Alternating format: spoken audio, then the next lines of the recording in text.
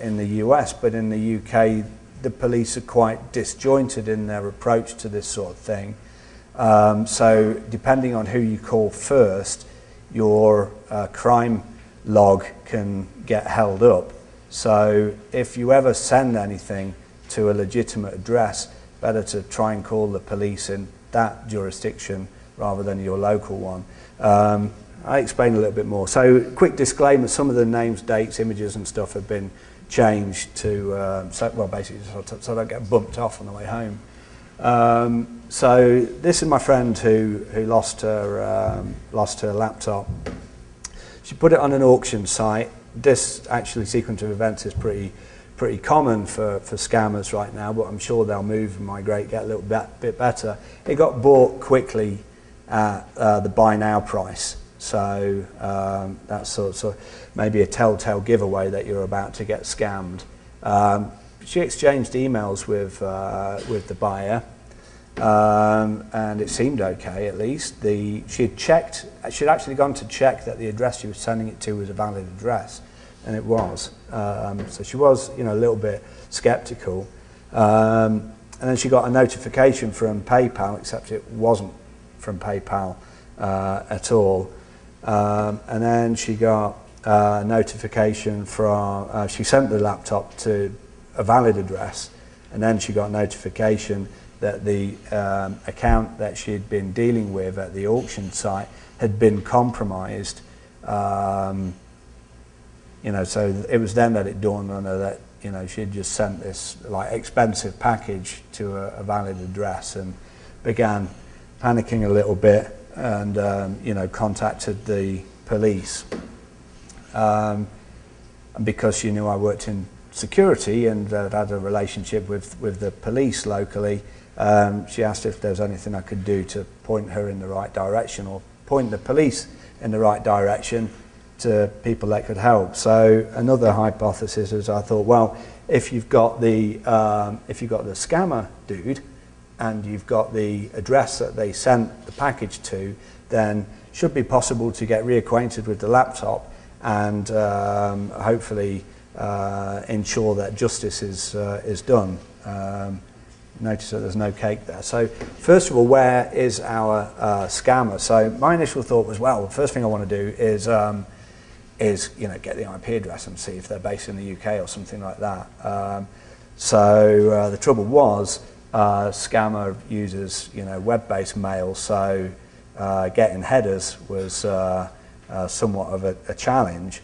But I figured that this might be a reasonable approach. So you can sign up for a free blog site with logs and post an image up there, let's say.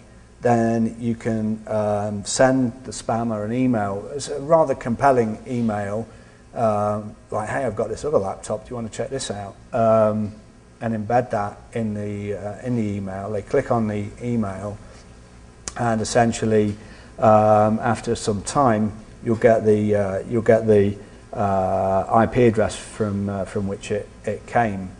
Now you might also want to go and see Jeremiah Grossman's talk, because I think he's talking about some browser exploits that you can use that'll pull out data from from the sort of the auto-populate form thing. Go see his talk. I've not seen it, but that's what I'm reading. That'll give you things like first name, last name, all sorts of interesting stuff.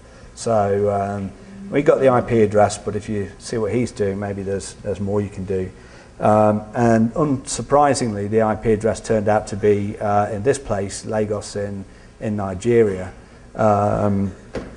So it's like, yeah, okay, there's definitely, it's gone to a legitimate address in the UK, but whoever the scammer is either routing his traffic through Lagos or is there, and I figured that it probably actually is there.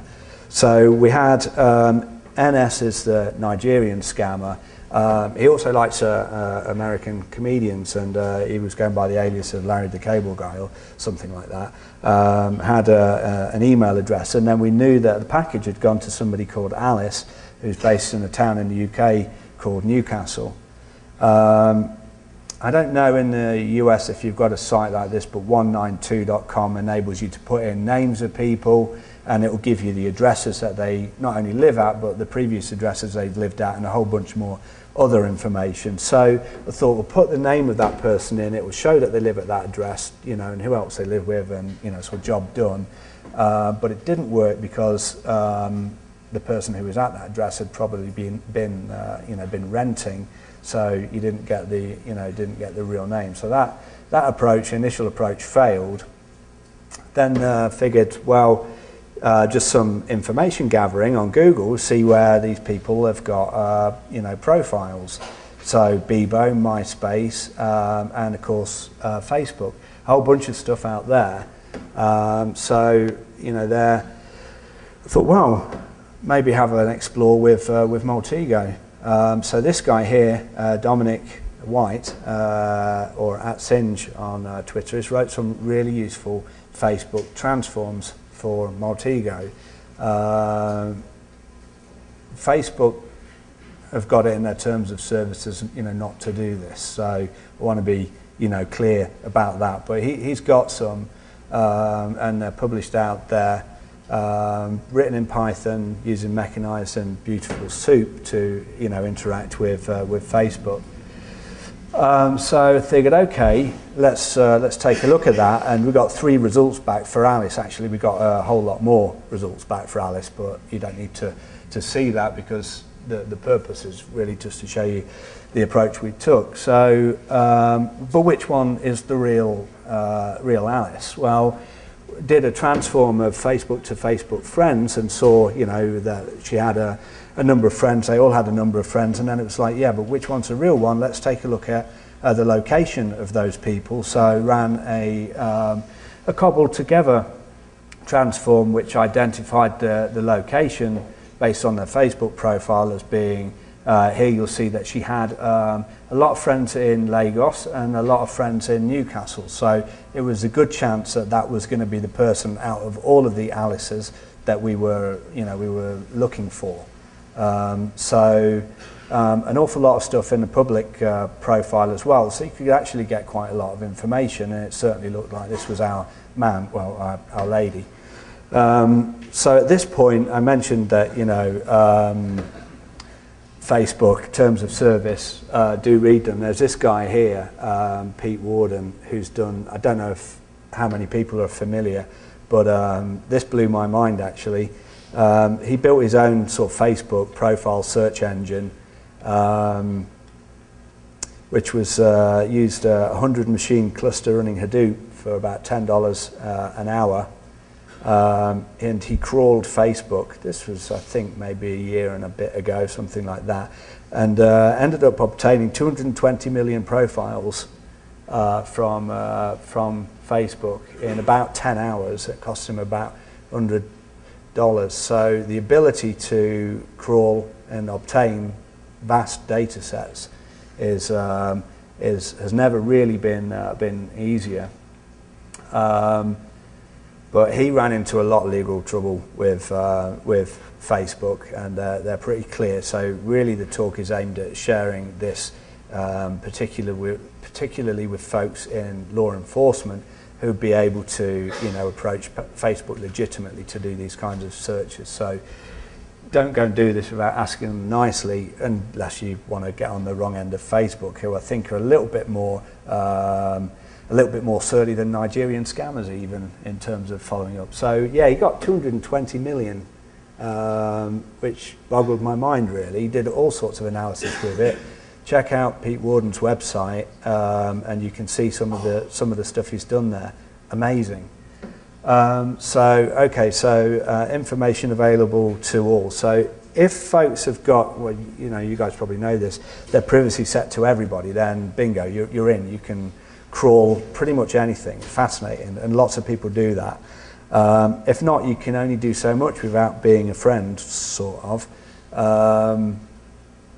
So how do we get to the good stuff in people's profiles? Well, there's a couple of ways you can approach this. So the Social Zombies talk that's been at DEF CON, ShmooCon and whatnot, you can create bad applications, Facebook applications, and get people to use them.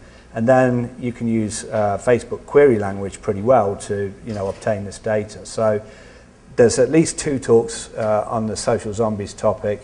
You know, go and check them out for ideas. Or you could make friends with people and then adopt Singer's approach with Python and Mechanize. And for that one, see Satan is on your friends list. And actually there's a talk later this afternoon, I think by Tom Ryan, might give some good ideas you know, as well. Or you can follow this guy on Twitter. He's got a website as well, the Harmony guy. You know, he's identified, you know, number of flaws over the last year and worked, you know, with Facebook. But if you're smart, there's, you know, there's probably other ways you can, you know, approach it. So I opted for an easy approach of sort of just making some new friends, really. So the idea here is that you'd create a credible account. And again, take a look at the talk a bit later on tonight. For maybe more about how you're doing that, and then build up your identity slowly, so you've got, you know, something credible, some interactions on your wall, photos and stuff like that. Don't go directly for your target, because they'll be like, somebody's trying to friend me who's got nothing on their, you know, sort of Facebook profile, and they've got no friends. So the approach is really join sort of groups, universities, schools, similar to ones that your target has got. Friends of friends, and then finally home in on your target. If they've got over 1,000 friends, and a lot of people have, then basically they're easy, and they'll friend anyone. So they're great targets. I also found that demographically, at least between the UK and Nigeria, Nigerians at least that I made friends with were a lot more eager to become friends than people in the UK. And take your time. So I think the talk tonight will show how this was done over like 28 days. I didn't have 28 days, so and I wasn't really that bothered about being noisy or not. So I basically went through all that in about 2 hours, and it still worked, much to my surprise. If you're impatient like me, it can work. So you can automate this as well. If you've seen the tool iMacros by Opus, it was in Michael Schrenk's talk last year.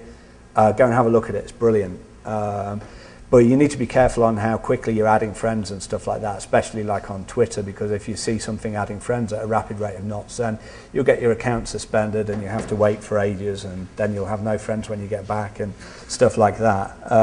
So okay, making friends, you know, with people on Facebook. So this was one of the responses I got, at which point I thought I'd been busted, basically.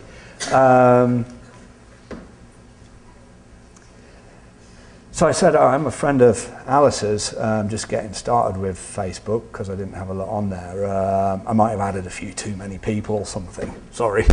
And that was it, basically. Yeah, well, you know, Alice is my best friend, so yeah, we're cool. Brilliant. So, you know, that was pretty much how it went. Only a few people ever came back and said, hey, do I actually know you? And, you know, usually, yeah, that worked most of the time. Or you could see parties that they'd been to on their Facebook profiles and whatnot. So, yeah, I was at this party, but I was a little bit drunk, so I might have got your name wrong. So this was how I went about getting a map of interesting peoples. Get the friends in, you know, this is essentially the pseudocode for, you know, running your sort of Maltego approach. Get the location. If the location is sort of Nigeria, Lagos, and a bunch of other Nigerian places, then scrape or parse the wall posts, download them, download photos. If the wall posts contain interesting phrases, and you get to see a lot of those, then download those. And if they basically tick any of those flags, then pipe them back into Maltego and add them to the map. So like we did with the Tony Hawk thing, where we just wanted the tweets where he'd said, you know, in his name. We just wanted the interesting people back from Maltego that may have had something to do with being a Nigerian scammer. So you know, this is essentially what it looks like. Get friends of people. You'll see a big map start to emerge. You do that multiple times, you end up with something a little bit